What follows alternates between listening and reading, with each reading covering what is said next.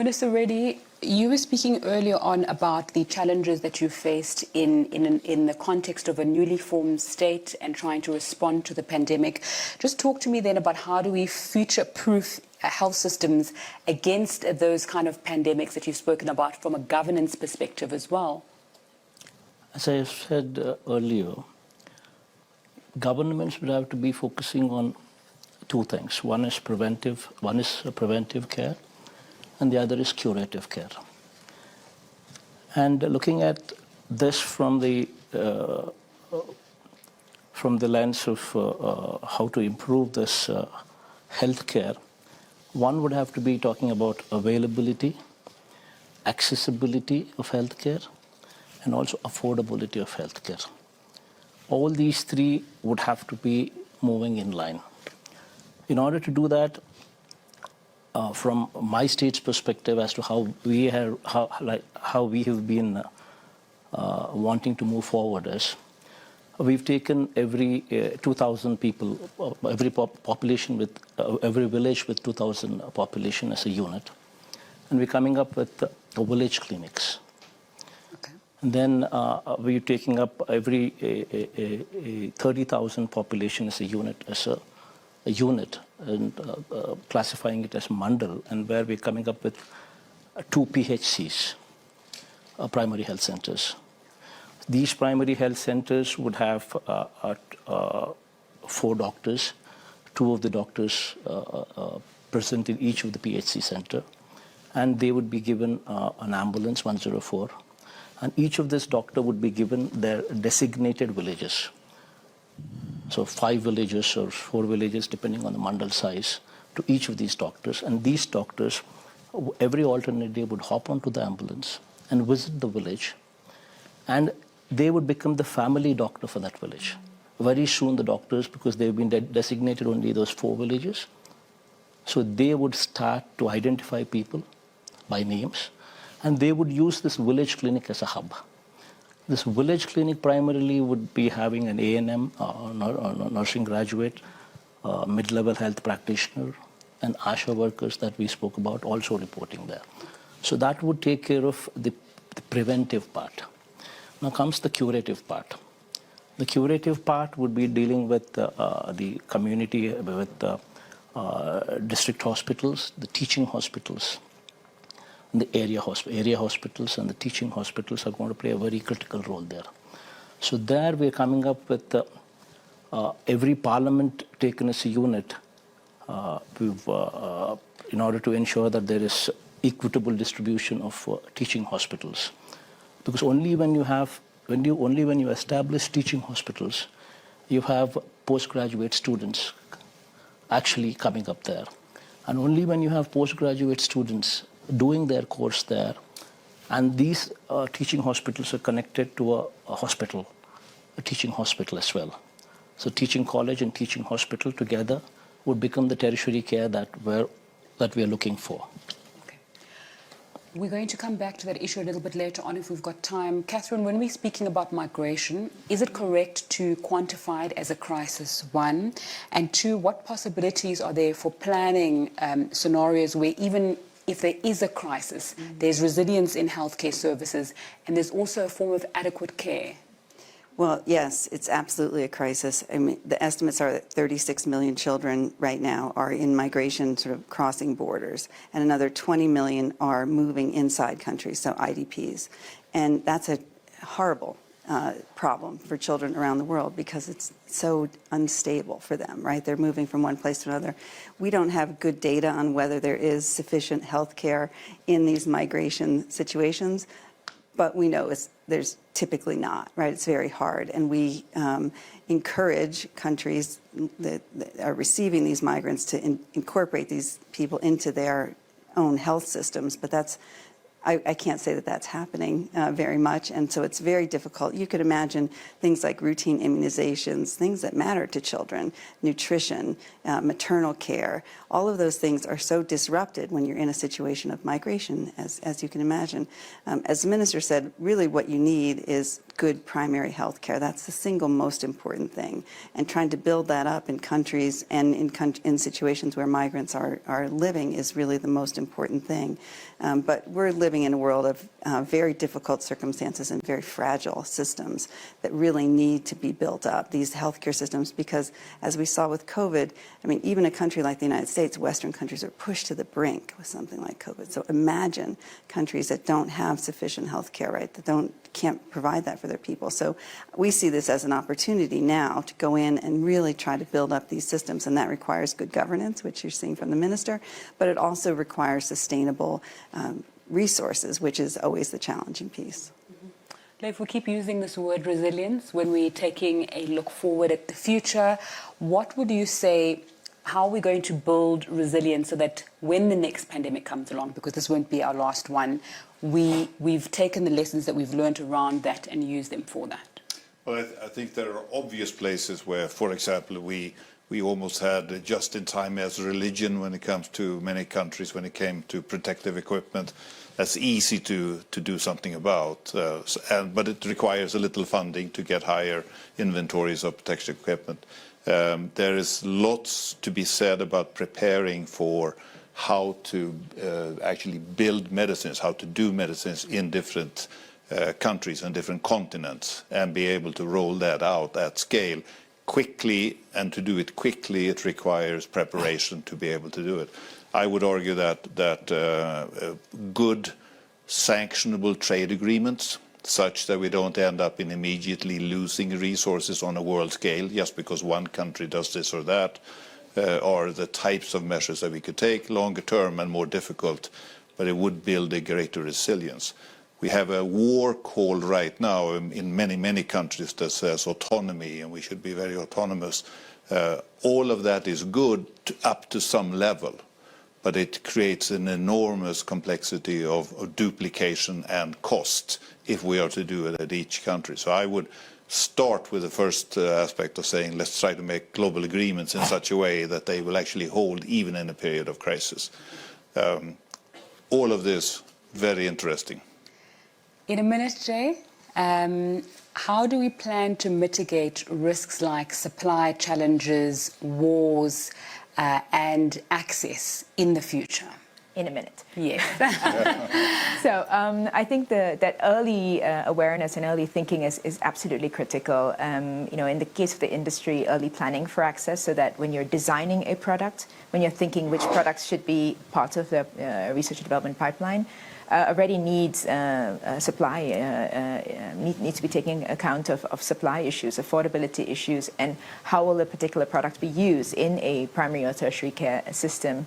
I think at the end of it, you definitely need to see a closer collaboration between industry, public partners, and nonprofit organizations, getting the patient voice early on board, in order to make sure that the right products are being developed, the right access plannings are being there.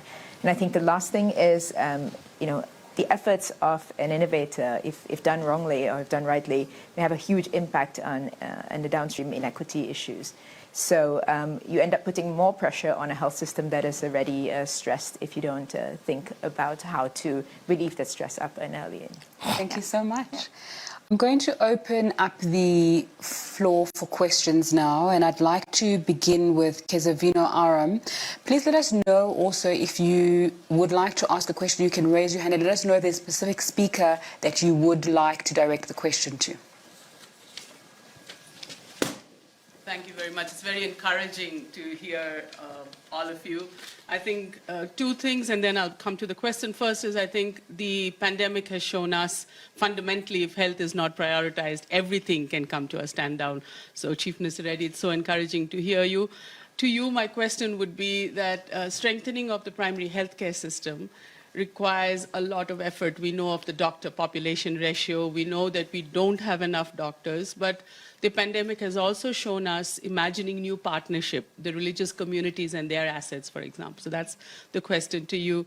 And the second question, of course, is to companies like AstraZeneca, which have made such a huge difference in the transfer of not only intellectual rights and products and vaccines. India is a beneficiary. India is also a contributor. Is how do we keep children as priority? I'm not asking our colleagues from UNICEF, but I'm asking you. I come from a country where 44% of the population are below 18. They have been the invisible face of the pandemic, to quote UNICEF. They will need 24 months, if not more, of investment to just come out of this crisis. How can we put, and to you as well, how can we put children back on the roadmap? They are not our priority at the moment. And you were speaking of resilience. One of the things that we say in public health, I head a Gandhian organization in India, we say it's mental health. When we speak of mental health and resilience, we say it's a connection between internal assets that a child has and external resources that a society provides. The pandemic really has shown us that that link has to be established. So to people who can make a difference for children from outside, UNICEF keeps advocating, but we have missed many opportunities to do that. And to you, Chief Minister Reddy, it's so wonderful to hear you speak about the healthcare system, but it will require persistence. Already this year, the central budget in India has a shrunken health budget. So how do we keep that going? Thank you. Thank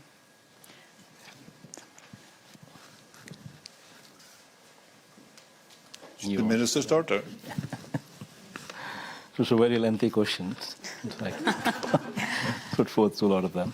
But as she rightly said, we have constraint on the funds.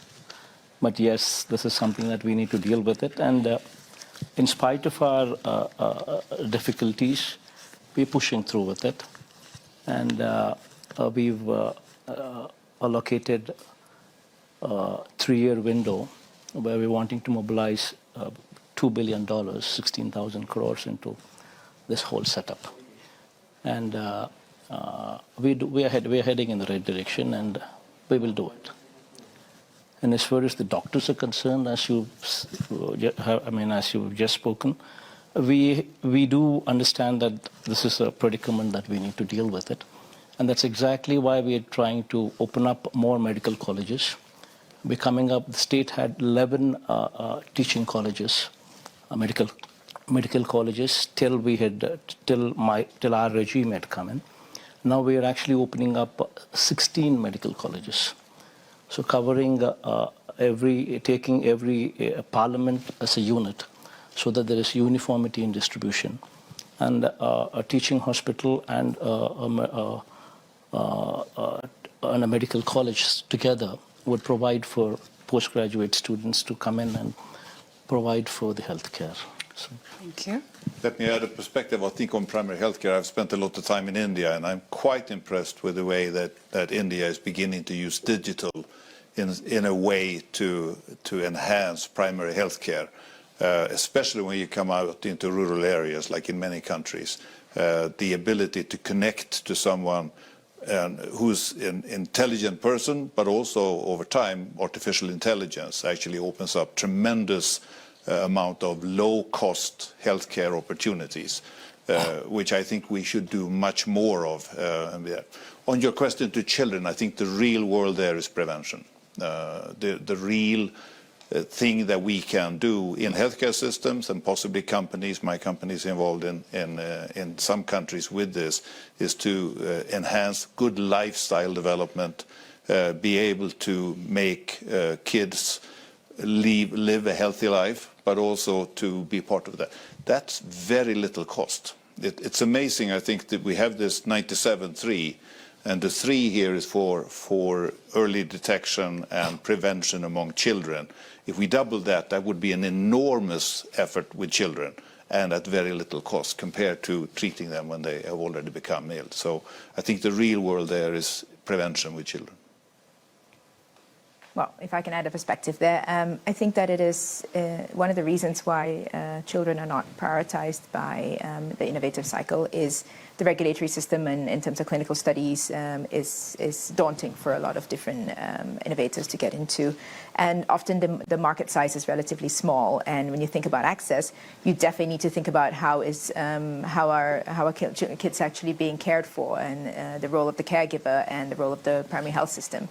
As long as we keep talking about the fact that health systems are fragile, I think that you end up seeing that lots of innovators, wait for the problems to be solved before they innovate. The research and development pipeline, the the level of access for children is not going to change unless we all consciously make an effort to put children front and center in the response. And there are a lot of new platforms that are being developed. There's a platform called GAP-F, looking at priority products for children, how to design differently, what does access mean, looking at supply chain improvements.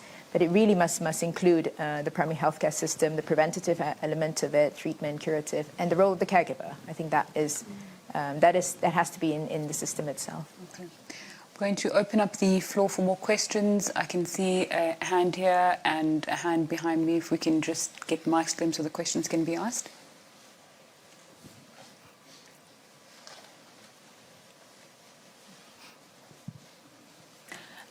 The lady over there had her hand up first. Thank you so much, dear speakers. Should I stand? Yes, you can. It's up to you. Thank you so much, dear speakers. I'm Nupur Kohli. I'm a global shaper from the Amsterdam Hub. We are young people between the age of 18 and 30 from the World Economic Forum. I also work for the largest healthcare insurance company in the Netherlands. So my question to you is, looking at healthcare resilience, what do you think is the role of healthcare insurance in many countries where it's actually not available? And I feel it's a primary human right to also have healthcare insurance in many countries. Is there a specific person that you'd like to answer the question, or is it open to the floor? I would like Mr. Johansson and also their Chief Minister to answer those questions, how you view that. Thank you. All right, can we Okay, take those two? I think happy to. I think traveling around the world like we are, we have people on the ground in more than 100 countries, and we are selling drugs into 200 countries. It's very good to see the development in many countries, India, China, etc., where reasonable healthcare programs are being put in place, and mainly as a government effort. How to best combine those between private and government efforts, I think, is up to each individual country. Depends a little on how it's going. But it's beginning, to your point there on human rights, I think it's beginning to be recognized in many countries that this is indeed something that we need to do and often needs government support. From an industry point of view, what we can do and will be doing is of course to be able to scale medicines. I think to your point on children here, there are beginning to be regulatory opportunities, even though markets might be small, to be able to get a good IP protection, etc. All of those are important elements, I think, of doing what you're doing. But it's encouraging to see the number of countries and large countries that are beginning to go down the road of reasonable healthcare. Okay. As she rightly pointed out, this is a major concern. In fact, to address this, the country as such had, under the leadership of the Honorable Prime Minister, had launched a program by name Ayushman Bharat. It's more or less a combination of, it's more like an insurance part where the state governments are also involved in settling the claims. The funds come from central government, but it deals with 1,000 procedures or so. That is not sufficient, it's inadequate. So in the state of Andhra Pradesh, we have widened that scope, and we have come up with our own insurance scheme. It's called YSR Arogyashri scheme. I named it after my father because that's the kind of priority that I give to that scheme. So I just want it to be remembered, and I want to do a good job out of it. So what we have done is we've scaled the number of procedures to 2,446. From 1,000 what the central government supports, we had increased that to 2,446 procedures. And practically, we have distributed cards to 1.44 crore houses. And we've increased the limit for the eligibility of this card to income limit of 5 lakhs per annum. So anybody whose income is less than 5 lakhs per annum is eligible for this card.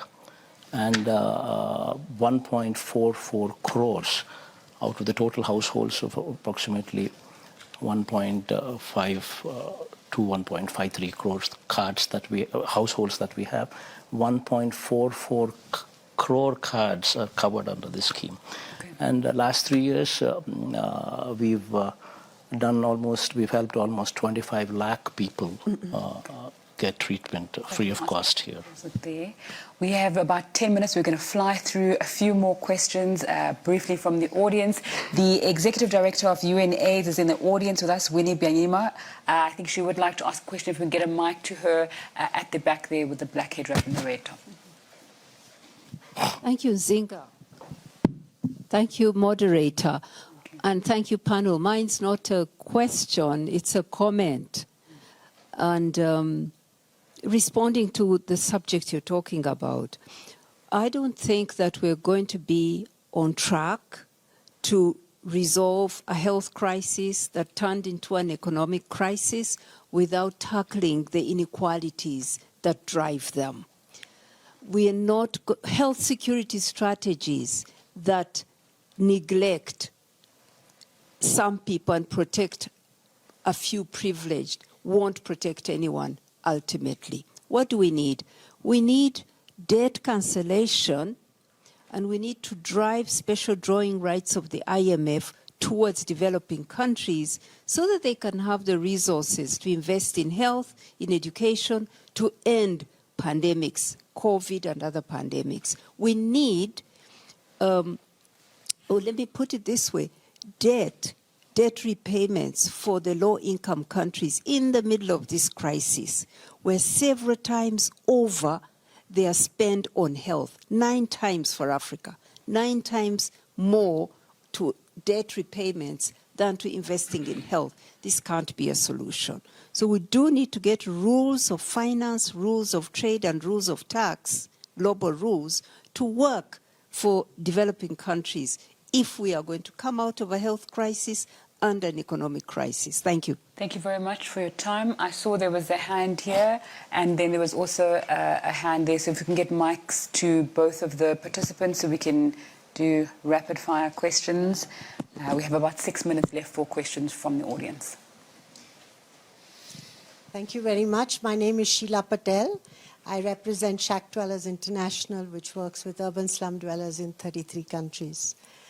I want to give you a message from poor women in urban areas, but I have many friends in rural areas too. We know that real health delivery, sir, is at subnational level. And I want to know whether all of you see value in leapfrogging into involving your populations in promotive health. You know, it's taken us so long to acknowledge that preventive health is important. But in today's world, where along with pandemics and debt and disease, we're also dealing with climate change. And as many people as you said were affected by famines are being affected with poisonous fast food and are facing chronic diseases at a level with which people in India and China, we know with studies, there's a huge volume of people at very young ages getting chronic diseases like diabetes, blood pressure, and even children diabetes because they're eating white carbohydrates and fried food, which are poisonous. Thank you. So I'm saying it's much larger than just doing specific things. And economics of that have to come into the discussion about insurance, because curative insurance is not enough. Catherine, would you like to respond to that, or was there anyone in the panel who would like to respond to that? Well, the only point I would make about that is that I think I agree and with everyone here who talks about the importance of primary health care, and I think it's really important, but I do think that nutrition is another critical piece of this. And what we see in so many parts of the world is that children don't get proper nutrition and end up stunted. And once a child is stunted, they can never catch up, ever. So that investment early is so important on the nutrition side. And I think, to your point, you just have to make sure that children have the nutrients they need so that they grow properly, their brains grow properly. And if not, I think we just deal with a lifetime of problems. Okay. If we can have a mic on this part of the room, two questions here, and then maybe we're going to be able to take the last question there. All right. Hi, I'm Tripler Pell. I am a primary care doctor and trustee of the John A. Hartford Foundation. And we've talked a lot about children, but I was just wondering if you could speak to the elderly population, which was severely affected during the pandemic and will be a future problem for both developing and developed countries. Is there a specific person that you'd like to answer that question? Or it's open to the floor. Yeah, just if someone could comment on the aging population in terms of prevention. All right. I'd be happy to have a shot at that. First of all, I think when the pandemic, the elderly were clearly the population in danger.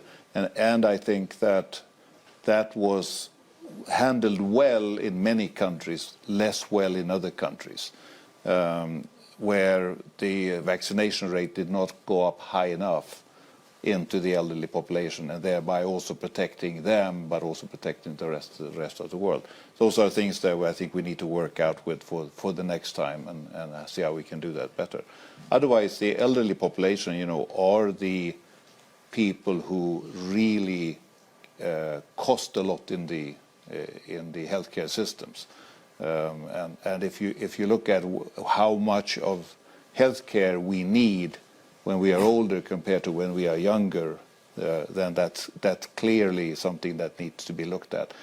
Early detection, screening efforts, all of those things actually I think can catch disease very early. And let me finally make a point on this balance between curative and preventive. We are trying to spend 97% of all healthcare spending in curative mode and only 3% in prevention. Let me say that again. I think that's absolutely wrong. We seem to all agree on that, and every panel I go to, we agree on that, and then we go home and do nothing. So I think we really would want, as an outcome of this panel, to do something real there. Okay. Second last question from behind us, penultimate question. Hi, my name is Silvana Sinha. I'm the founder of Brava Health in Bangladesh, which is a technology pioneer here at the World Economic Forum. Our company offers integrated outpatient care. We're a private healthcare provider. So my question is about the role of the private sector and how we create more incentives for investment in the things that we're all saying that we need, including primary care and quality diagnostic testing. My company has raised $12 million to get to the point that we've served 360,000 patients, but we have no institutional funding because there are no institutional investors that are investing in my sector. Okay. I'd like to take that. So at the moment, the primary incentive that private sector responds to, and challenge me please, is really the availability of financing and de-risking some of the activities that they would be active in. And this goes for not only the pharmaceutical industry, but also private sector that runs clinics and things around the world. And I think we need to definitely change that to make sure that companies and private sector also recognize that there is a societal need and a social license to operate in these markets. And that combination is basically what needs to come in play in order for people to understand it as financial and non-financial incentives that need to be put in place. All right. Last question from the floor. Last brief question from the floor. We'll make it brief. Thank you, everyone. Very interesting feedback. My name is Andre Guam, a physician practicing in the U.S., a physician in chief for oncology for a large statewide